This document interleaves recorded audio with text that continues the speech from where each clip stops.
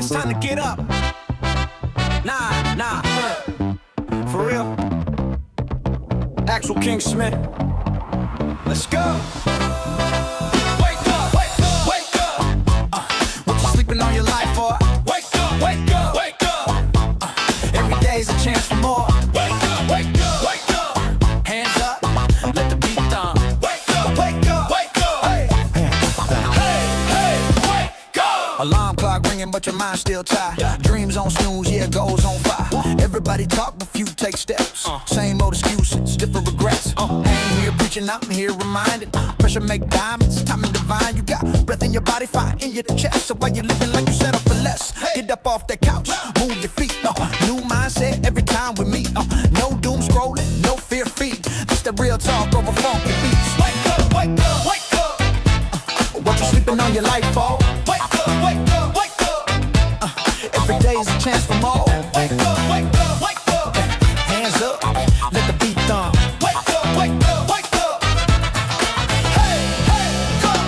No cape, no crown, still king energy. Talk my truth, that's my identity. Life get heavy, yeah, I've been stressed. Still showed up, put hard in the test. If they doubt you, good, prove them wrong. Same doubt, fuel, make you go strong. Ain't waiting on luck, I hustle with faith. Mind on progress, foot on the gas and say what? Say now, say move, say how, say what? Say what? Get in the bed, shut up and get up and wake up, wake up.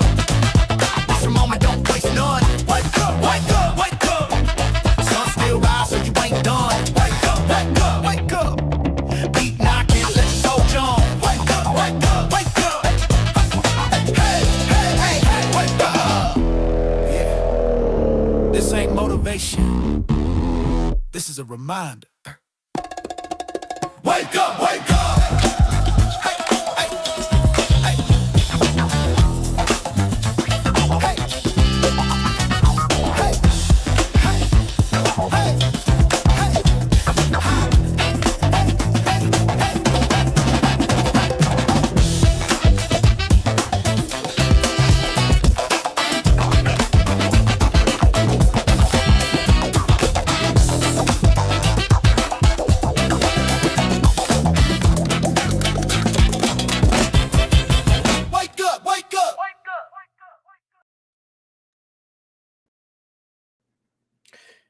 Yeah, what's up? What's good? What's happening? Welcome to my live stream. I am the actual King Smith, and this is Wake Up with the actual King Smith. Monday, March 2nd, 2026. An epic Monday, if you will. Speaking of epic and epic fury, that's what we're talking about today. We are talking about what's going on over in the Middle East. It seems like we are always in a conflict with something going on in the Middle East. As a matter of fact, let's get some things going here in the background. Let me see if I can play this and not get in trouble. Come on. You know you want to play. Let me sip my morning tea.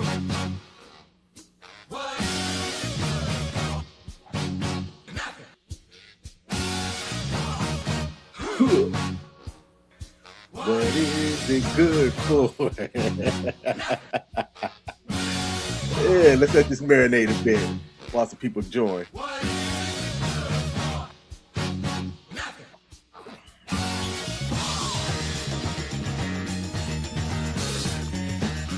Come on in. It's Monday morning. We just getting started.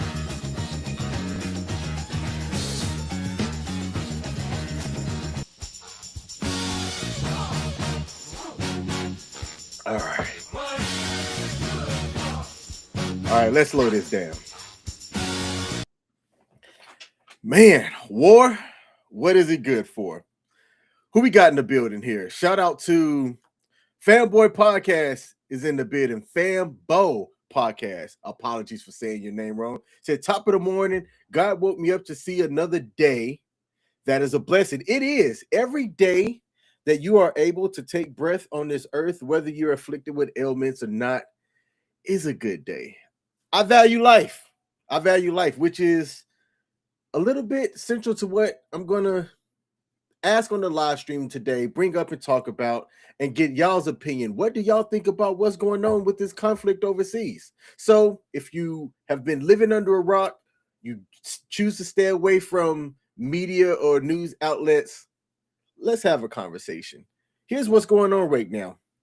On February 28th, joint U.S.-Israeli strikes reportedly killed Iran's supreme leader, a guy by the name of Ali Khamenei, and I'll probably jack his name up, in what was deemed by U.S. operations as Operation Epic Fury. Now, one of the things that the Department of War does get, and I'm going to call them the Department of War in this scenario, even though I kind of loathe that, because they're not officially the Department of War. But they do have some really cool names for operations and things that they decide to carry out. So with Iran's supreme leader gone, wiped off this planet, murked, there's a leadership council that has convened, including their president, and I'm not even going to try to say this guy's name, and a cleric who have tried to step in, but their regime's power state definitely hit an unprecedented shock with what occurred. Now, Iran's former alive supreme leader was talking some king trash on Twitter or X, whatever it's called now, talking some supreme trash. Now he is supreme, not on this earth, like Fambo Podcast and I are. I wonder if people actually value life the same way that I do.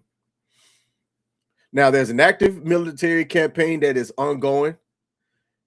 One person on my Facebook post said that if they were given an over and under on how long this conflict is going to last, they said that they would give an under of 2 weeks.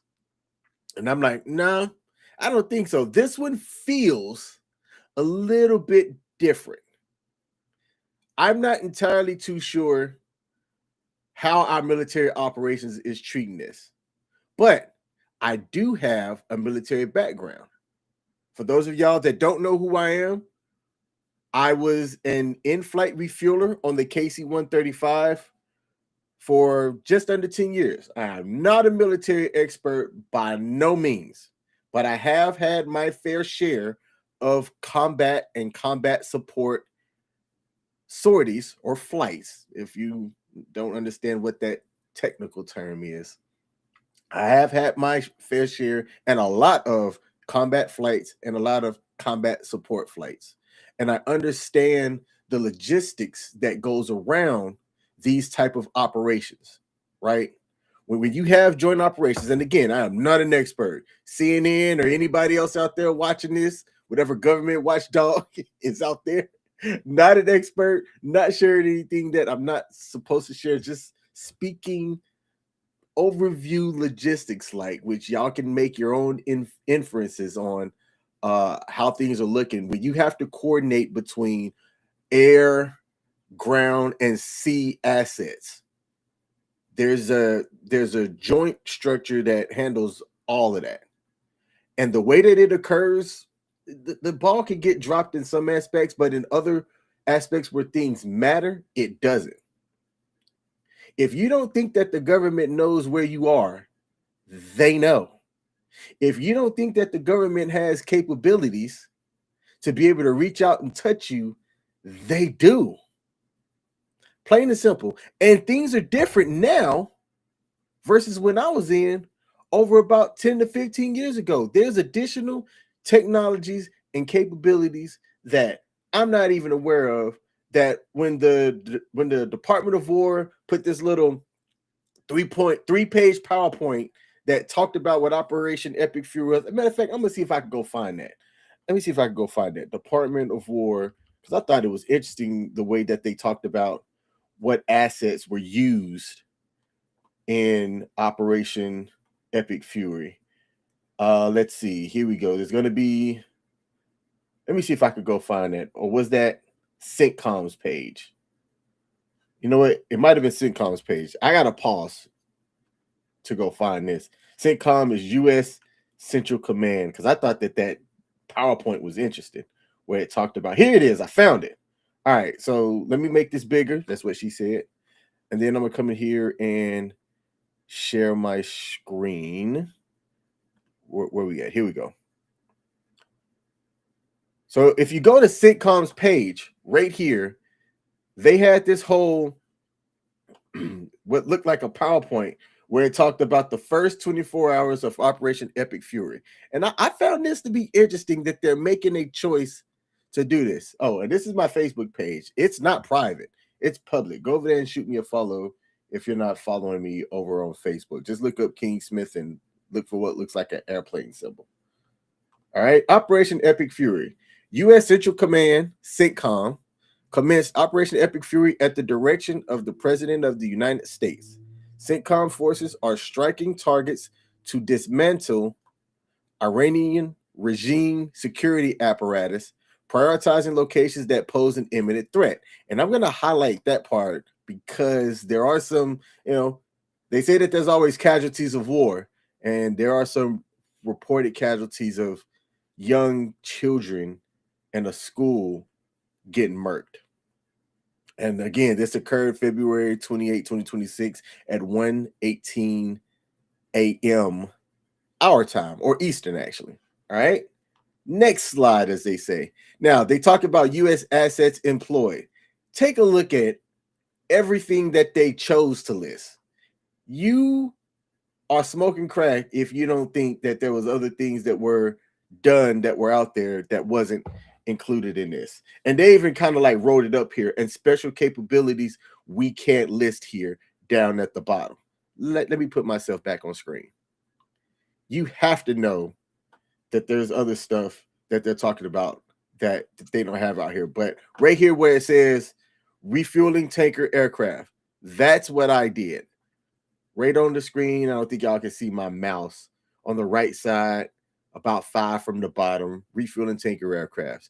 If there's a war or some type of operation going on, you can bet your bottom dollar that there is tankers in the air that are enhancing combat operations. Because that's just how tankers get down. All right. You've got your drones, you've got fighters. I saw right as I woke up this morning something that's not listed on here. And this is why I said you have to understand what's going on. Now, I can't verify if the plane that got shot down over Kuwait was an F-15, but casualties of war. Apparently, there were multiple, from the way that I read, 2 or 3 airplanes over Kuwait that got shot down in some friendly fire incidents, because we don't have smoke with Kuwait. But when you've got your anti-air defense stuff operating and going, if you don't put in certain codes that identify you a certain way, you can expect some of these people that are sitting on the ground waiting to push a button. You push a button. No, you push a button. Somebody is waiting to push a button and shoot somebody down.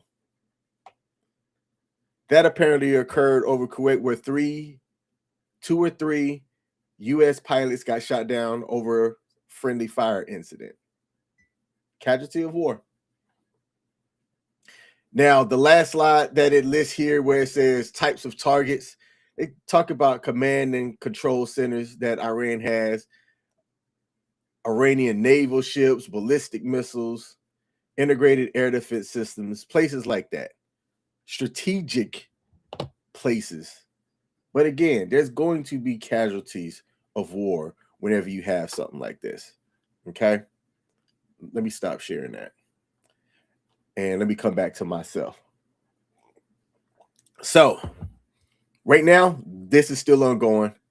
It is being reported as of today that the U.S. and Israel have struck over 2,000 targets across 20 cities. The focus of Epic Fury has been dismantling Iran's nuclear infrastructure and air defense systems to maintain air superiority over Tehran. I like saying it like that, Tehran. obviously, we shot at them. They're going to come back and shoot at us. I can't show some of the stuff on this live stream because it won't be applicable to terms of service for certain things, right? You can't show like instrumentalities of war. It'll have certain impacts, and I don't want to do that. But there are videos that if you go look on Twitter, on X, people that are on the ground, they've had to, you won't see that many now, but when things kind of first kicked off, cell phones weren't as prevalent now as they were back then when I would be deployed overseas to Qatar or some of these other locations. And I'm pretty sure that they've had to update their rules and regulations and things because anybody can have a cell phone now. And I saw people at a deployed location, and this is on X. You can look this up, where some of the missiles that Iran fired to try to target some of the military bases, several were unsuccessful, but one was successful in getting past their air defense system or their missile defense system and struck a location overseas. And there were some casualties because of that. But the people that were on the ground that filmed it with their freaking cell phones. Think about that. Think about the type of coverage that we have now where we can look on X, and instead of seeing what's on CNN, where CNN is reporting things from on the ground in Iran and how things are looking, you also have Joe Blow right down the road, Muhammad or whoever. I probably shouldn't have said that. Whatever Iranian names are that are able to capture what's going on themselves, straight Gonzo style, and show people what's really going on. You don't have just one narrative placing how things are looking, what the impacts are. You have this collection of all different sources that are showcasing what's actually happening on the ground. Again, there's also chaos on the ground. Think about what the average person now has to deal with who lives in Iran, as they're currently on a nationwide internet blackout. Only 1% of people are reporting connectivity. Think about that. I don't know if the US will ever get to the point to where they would allow something like that to happen. But imagine if it did. Imagine if it did. Some places are reporting that Iranians are celebrating in the streets. Human rights groups are reporting that security forces are still violently suppressing dissent. And it is being reported currently that there's been at least 500 people that have been killed so far in the strikes and the resulting unrest. And it seems like there's always some type of unrest over in that area. What impacts does this operation, does this conflict have worldwide? Will it impact us here in the US? Will this have an impact on me? Let me just start right there. Let's start from a family aspect or a military aspect. I have some peers that are still serving. So there is going to be an impact there. I can imagine that if I know somebody that has disappeared off the face of the planet or they've gone silent, the assumption is they were impacted and are likely deployed or supporting Operation Epic Fury in some form or fashion, so they can't be on social media right now, or they can't take a phone call or a text message. What about energy, oil? It always seems like everything comes down to oil. Kind of reminds me of that Dave Chappelle skit. I'm curious what the markets are going to do today. As this operation occurred over the weekend, I am real curious. I was taking a look at some of the market stuff this morning, and it's interesting. I'll just leave it at that. There have been attacks on Saudi Arabia's refinery that have caused operations there to halt. Shipping groups that use certain routes through like the Strait of Hormuz have been impacted because that is supposedly considered the world's most vital oil choke point. If that stays closed, it's my understanding that global fuel prices are going to skyrocket. Glad I drive a hybrid. Glad I work remotely. Glad I don't really have nowhere to be here upcoming soon. And it won't be like tomorrow. But if there is an impact to that and that stays closed and we can't logistically get things in and out, yeah, global fuel sky prices will skyrocket. Hope y'all filled up sometime soon. What about the humanitarian toll? That word got too many syllables. There are reports of strikes hitting non-military targets. Collateral damage is what they call it, including a girls' school in which 85 children were reportedly killed. Think about what that does to people. Shout out to David Cunningham. You're up early, my man. Man, are you an early riser? Good morning to you, David Cunningham. I appreciate you tuning in. I want you to think about something like that. Think about the impact that has where you're sending your kids off to school. I don't know how safe it is over there in Iran. It might be as safe as it is in Memphis, Tennessee. Who knows? But you send your kids off to school, and because of a global conflict that sprouts up, which it didn't come out of nowhere, you can kind of see the water's been boiling for a long time. And I'm not going to say that this administration has been waiting to go past that tipping point. But what I am going to say is the writing has been on the wall for some type of major conflict that the U.S. was going to be involved in. Even when it was said that we weren't, and let me actually go back and I want to make sure. Did this administration say that there wasn't going to be a major war? Let's see. Did say we wouldn't have a war this administration? Let's see. The Guardian is saying Trump promised now he's a Bush-style regime president. Let's see. On election night in November 2024, Trump told his supporters, "I'm not going to start a war. I'm going to stop wars." 2 months later, in his inaugural address, he even went further in trying to establish himself as a global peacemaker.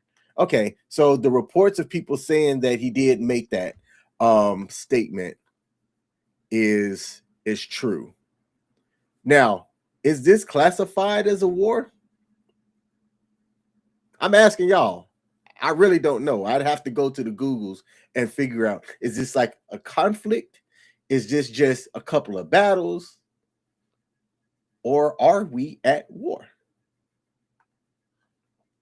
David Cunningham said, "I think this will impact the price of oil because the strait has been closed. I also think that this will affect the markets." Just, I'm really curious what the markets are going to do, good and bad. I'm not like a big time investor. I'm small time.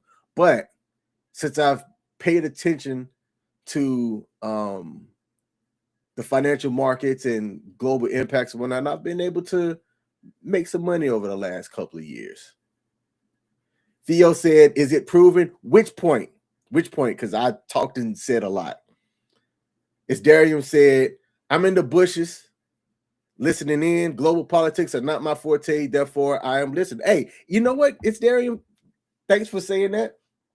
It's not my forte either.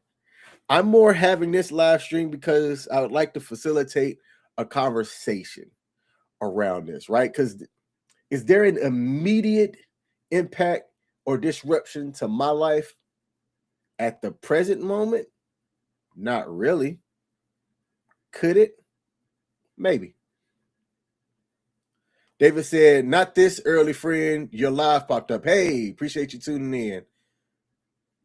Theo said, it is possible. Shout out to Nana said, he said if Kamala won, she would start a war. Hey, I don't disbelieve that, actually.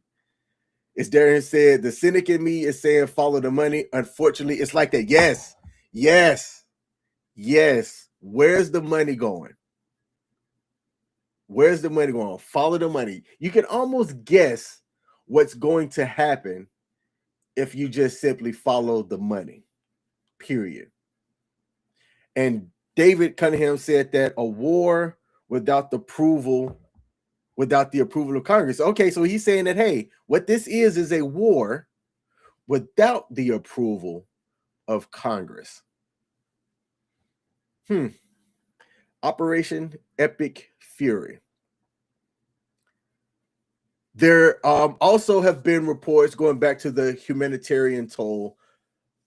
People that have been traveling, like if you go over to UAE, United Arab Emirates, there has been attacks by Iran on a lot of the airports and stuff over there too. So there were some people that were over in that area vacationing, which there are plenty of places that I think I would rather vacation to. Like I've been to Dubai. Dubai itself is not a bad spot. I always talk about this. Dubai was one of the places that I went to the mall there. And this is when I was a E3, E4 in the military. So I'm broke. I don't have a lot of money. When you are a junior enlisted in the military, unless you came in with wealth, you don't have money. But I got a chance to go to the mall there when I was active duty. And you would see people with watches on their wrists that cost more than I would have made in like a decade. Fancy luxury cars. And observably, you could see the haves and the have-nots. If you were the people who were called the TCN, which were third country nationals, those were kind of like, and I hate to say this way, but this is the best way that I could describe who a TCN is. They were like the slaves. They were the workers that did the grunt work over in these nations. And then you had your the upper class wealthy people that were there that you could tell that they were wealthy, just period. The because they would wear those, I don't know what their garb's called, but they would wear just that. Some people would be in suits or whatnot. And yeah, fancy watches, nice luxury cars.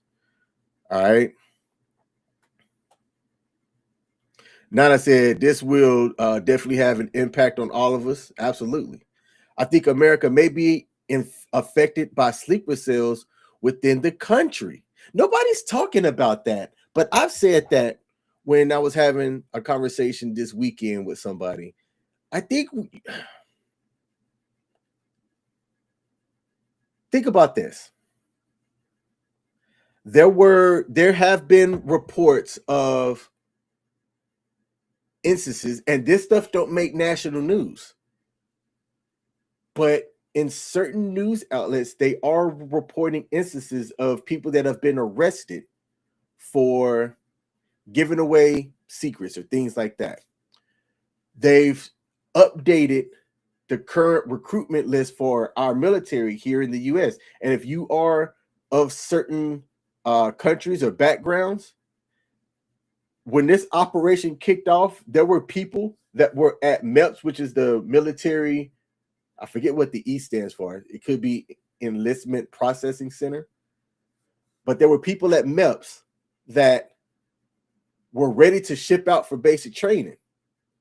That then this Operation Epic Fury happened, and they updated lists of countries that if you were either from that country or like the direct under person or next generation of somebody from that country, you then were ineligible to go to basic.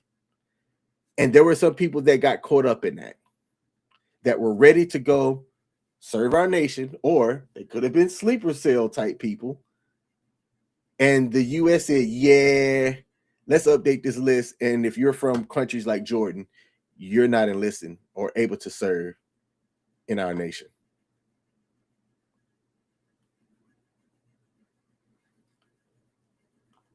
As Dario said, who would a conflict with Venezuela and Iran, or who had a conflict with Venezuela and Iran on their bingo card? Who are we this season? David Cunningham said some people call it Operation Epstein Fury. I think the election will be suspended next. Hey, I heard that yesterday.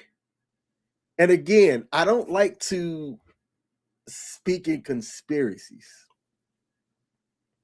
But what do y'all think about that? Right? Like, it's one of those that if you want to connect the dots, you can say that. Before our current president got elected, people were saying if this person gets in office, we are going to have something. Something is going to get started to try to change the laws of our land to where he can stay in power and stay in authority longer. People were saying that in 2023. People were saying that in 2024 before he got in office. And it's like people were reading the tea leaves, and some people saying, oh, that's far-fetched, it won't happen. And other people just said, okay, let's just sit back and wait. Sleeper cells have been talked about for the past 20 years. Sleeper cell in Detroit last month, remember?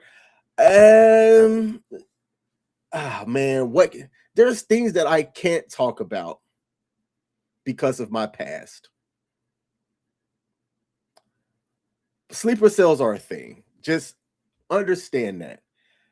Sleeper cells are a thing. There's a constant battle, and not in the way that you would think about what a sleeper cell is too. Understand that. But there are things in place to try to figure out. There are lists. And just know that if you don't make that list and you're a part of a certain organization that's trying to do something, then congratulations, you're doing a good job of staying off of people's radar. But don't think that you can be a part of something and not be on the list and our government doesn't know about it. That's all I can say. I'm going to leave it at that. The conflict in Venezuela was called Operation Absolute Resolve. And that was, when did that one occur?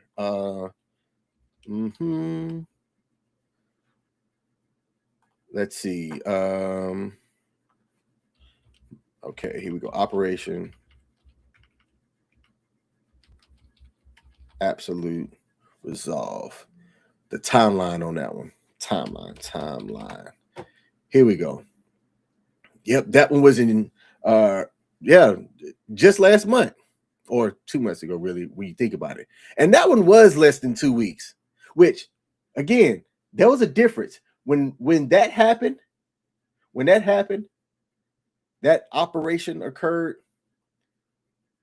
I said, yeah, I think we'll probably be in this one about 5 days max.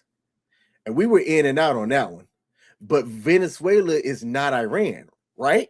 I think people here that understand kind of how nations operate, Venezuela didn't want that smoke. We all collectively who were on my live stream when that occurred said that then, that Venezuela didn't want that smoke. Iran likes to think that they're ready for the smoke. They've been talking some king trash over the last decade. We got somebody that said, in Trump, I trust. Hey, shout out to you. He said he will be the last president. Did he say that too? Man, you know, it's hard to keep up with what he says. I follow his True Social account because I like to be in the know. I like to understand and know what he's saying and when he's saying it, because a lot of the things that he say, like, David Cunningham highlighted, if you if you follow the money, you can kind of figure out what's going to happen, and you can either make money or lose money if you bet wrong. We need to protect our grid. That's what I think.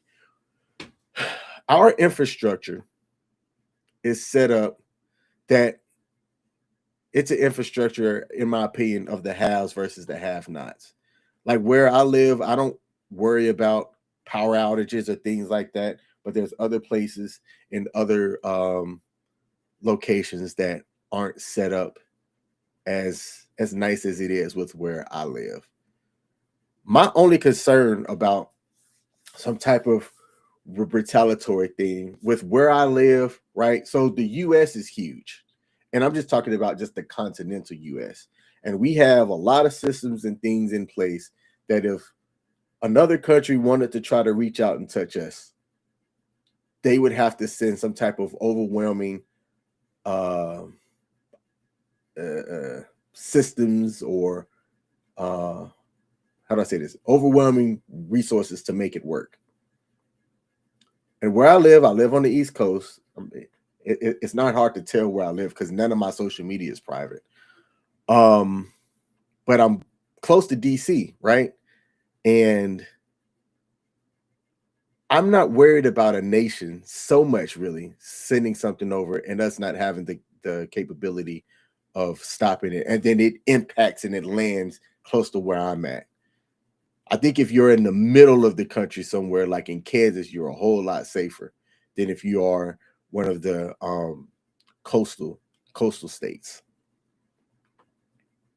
But there is going to be an impact. There is going to be an impact. So I'm curious. And how is their government going to come out of this? And are we able to get an ally from this, right? If there's going to be a regime change, who's going to oversee that change? Should other nations help oversee that change so that there's a more peaceful resolution that comes out of this? I've got to wrap up and head to work. So here's a couple of questions that I'm going to put out there for people to just consider and think about. The U.S. is calling this liberation for the Iranian people, because that's what the U.S. likes to do. We like to liberate people. But we've seen how regime changes have turned out in Iraq and in Libya. Do you think that this will lead to a democracy or just more instability? I would put it around more instability. Regarding global safety, with the Strait effectively being a war zone, what type of economic fallout is going to happen wherever you live? I think we are going to have an impact the longer that this thing carries on. But I'm curious what y'all think. For what happened over in Kuwait, do you think that we're on the verge of a much larger war, or will this stay contained to Iran? Those are my thoughts. That's a timeline of events over the last 72 hours. Again, I'm not an expert. It's Darium. Global politics is not my thing, right? It's not my thing. But I do like to kind of sit back, observe and see what's going on, and consider what the impacts of things that are happening, consider what those impacts are and how it could affect me, so that I have a plan. Overall, for me, is what's my plan if something pops off that I could have the least negative impact possible. That's how I've been making decisions over the last 5 years, since 2019. Let me take this last question here. Shout out to Dante Mumford said it's great seeing you. Hey, what's up, man? That is a hilarious guy. Said, what up, gang? I appreciate you popping in. Nana said, nobody likes us anymore. I wouldn't say nobody. I wouldn't say nobody. I have a lot of people that I know that travel, and they post privately about what's going on, where they're at, and things like that. And we're still liked in places. You just got to be careful where you go and what you say and do. King, how long do you think it will take to release the names of Americans unalived in this war? Also, will we see the flag draped coffins on TV? I believe in what the Department of War said, in that they are going to release the names once all families have been notified. And I think that they're going to do that strategically. They're going to want to I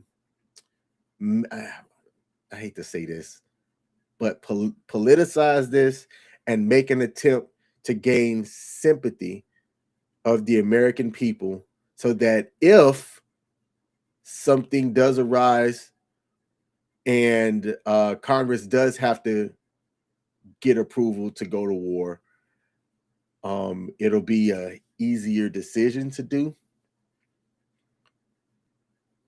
And are we going to see the coffins draped on TV? Yes.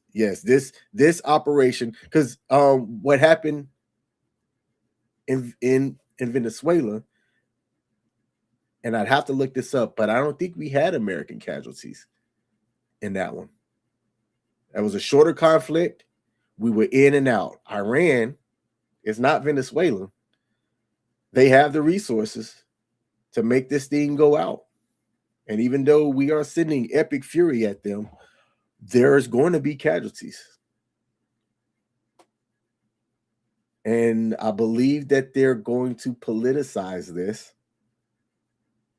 to try to gain some sympathy of the American people. That's just my thoughts. There's a question that said, what places the USA since dump is going down fast in the world? I mean, I just got back from Asia myself not too long ago. I was in Japan, myself, my lady, and our daughter went to Japan. We were there for about 2 weeks. We had people taking pictures with us, folks speaking, the whole nine. I mean, and it's obvious if you look at us that we're not from Japan. I know somebody, or I know a couple of people right now that's in Thailand, loving it. The Philippines, like there are places that we can go that we're not clowned on, or people are looking down at us because we're Americans. Several places. There, no, I'm not going to say that. South and Central America have some pretty safe locations that we could go to, that we are embraced and not treated ill or violently just because we are from America. Again, there are places that you are going to go that, as an American, you're frowned upon. It is what it is. You could go to several places in Europe right now and be embraced, but you are going to have those few people that are going to look at you as an American and not like you. And it wouldn't really matter what president is sitting in office at that point. You have to know how to move, right? Understand where you're going, things like that. I always tell people, if you're traveling overseas, the first place that you should go to is state.gov and see what's going on in that nation, and if there's any travel advisories. If you are in a place that there's a travel advisory 1 or 2, you're good to go. If it's a 3 or 4 are places that you can't go, but a 3, exercise caution and know where to go and what not to go based off of what the advisory says. If you go to places in Europe, say that you're from Canada. You also got to say every time that you say something too. Y'all probably couldn't hear my sound effect, but I gave myself the buzzer on that lame joke. All right, y'all, that's my time. I've got to get to work. Appreciate y'all popping in and tuning in with me. If there's a like button, like that thing right there saying scrolling at the bottom, do me a favor. Hit that like button. Operation Epic Fury. Longer than 2 weeks, shorter than 2 weeks. Thank y'all for tuning in. Have a good one. Peace. Yeah. Come on. Yeah. Trumpets blare the golden call. A throne of weights I rise so tall. Drums like thunder shake the hall. Royal rope, I wear the weight. Diamonds cut the night, no debate. Heavy is the head, but I'm feeling